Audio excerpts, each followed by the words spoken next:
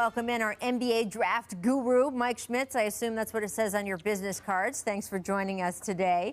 You recently spent some time up in Walnut Creek, California, where the G League Ignite team was practicing. They're composed of NBA draft prospects who, I don't want to say skip school, they opted not to go to college. Instead, they're holding training camp in a bubble there, preparing for the G League season. What's your biggest takeaway being with these guys?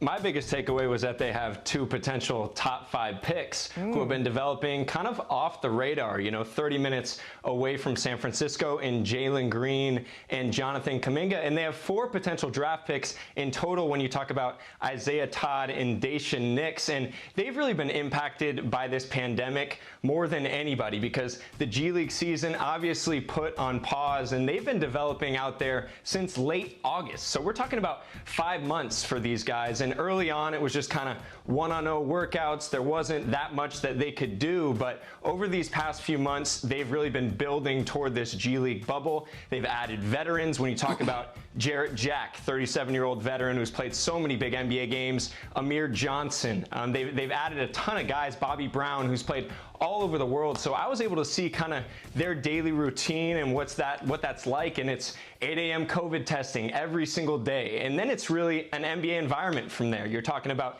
individual skill workout, you're getting your lift in, and then you have your team practice going through concepts offensively, defensively. How are we guarding pick and roll, learning NBA actions? So they're really gearing up for this bubble, and it's not going to be easy for them. They're going to play 15 to 20 games out in Orlando. They're leaving on Sunday, and this is a great chance for NBA scouts, executives to really get their first look at them. But they're going to be playing against guys who have played in the NBA, who are hungry, who want to prove that the G League is not high school basketball, and it's not about just coming in with your 5-star ranking. So we're going to learn a lot more about these prospects in the next few weeks here, but I was impressed with what they've been doing down in Walnut Creek.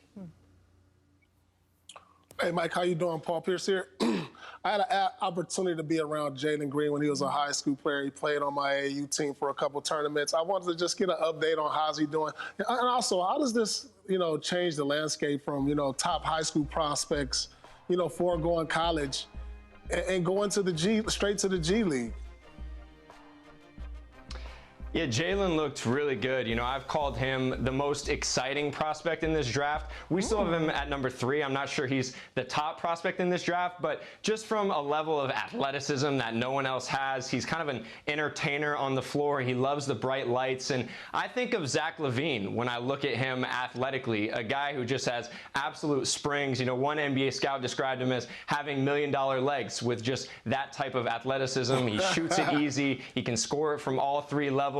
So for him, it's about improving defensively. I think he really wants to show that he can be a two-way player. And the vets actually had a play they would call called baby. And they would basically just put him in the mid-post and attack him. And he held his own. And he's going to be a guy who's going to be tested in the bubble as well. But, in terms of the landscape of college basketball, this is a different venture. You're still going to have your guys like Steph Curry, Paul George, Kawhi, CJ McCollum, Damian Lillard, who kind of need that timeline to go do it at the collegiate level. But when you're talking about your top guys like a Jalen Green, like a Jonathan Kuminga, who's really impressive in his own right, kind of like a Jaylen Brown type of prospect, this is intriguing for them just because they're able to be coached by Brian Shaw, who has so much experience. They're around those vets that we talked about. They're shooting with an NBA ball from the NBA three-point line. They're learning how to ice ball screens in the sideline, and they're really learning how to play NBA basketball. Now, unfortunately for them, they haven't had the opportunity to play a game yet, and you guys know you learn so much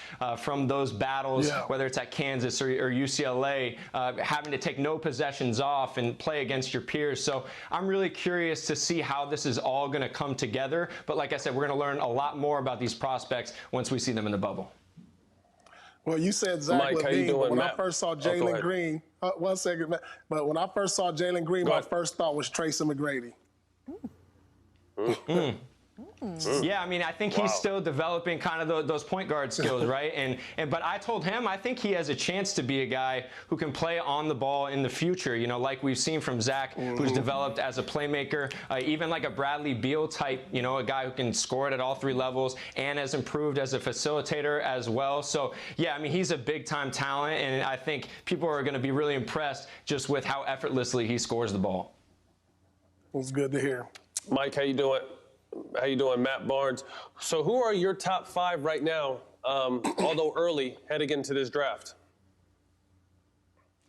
Yeah, so number 1 is Cade Cunningham. He's been the number 1 prospect for us all year. 6'8", 7'2" wingspan, 220 pounds. Really exactly what every team is looking for in today's NBA. You look at all these 6'8" wings who can create offense from all over the floor, and he really has that. You know, he makes everyone around him better. But this is an incredibly strong top 5, okay? So all these guys could potentially contend for number 1. You have Cade at Oklahoma State, and then you have Evan Mobley, who shows you a little bit of glimpses of a young Anthony Davis, just with his defense, his versatility, his skill level offensively. Jalen Green, like I talked about. Jalen Suggs, who's a tough-minded guard. He's the best player on the best team in America at Gonzaga. Yeah, it reminds me a little bit of like a Drew Holiday type, just with his toughness and how he impacts winning. And then Jonathan Kuminga, like I said, 6'8", long arms, defends multiple positions, can make an open shot. You know, he's been neck and neck with Jalen out there on a day-to-day basis in scrimmages, in practice settings. So I think he's going to open some eyes as well out in Orlando. Well, thank you so much. All really right, appreciate it, Mike. I know that Paul Pierce is going to keep an eye on his former protege there, so we'll be checking in with you as we go here toward the draft. We really appreciate your time.